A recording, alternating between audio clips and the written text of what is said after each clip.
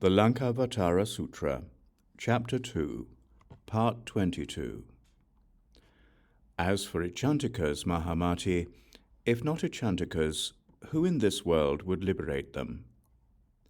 There are two kinds of Ichantikas, Mahāmati, those who forsake good roots, and those whose vows regarding others are without limits.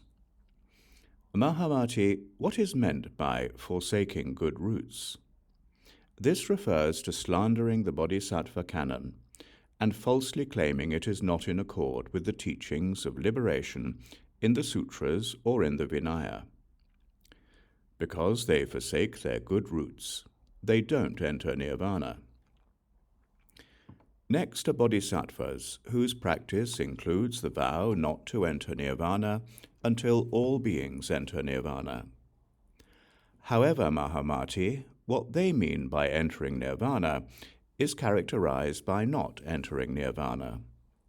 Thus, they too follow the Ichantika path.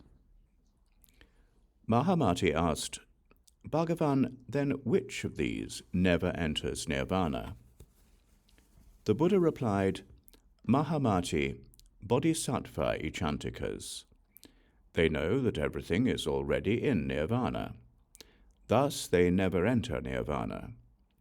This is not true of those Ichantikas who forsake their good roots.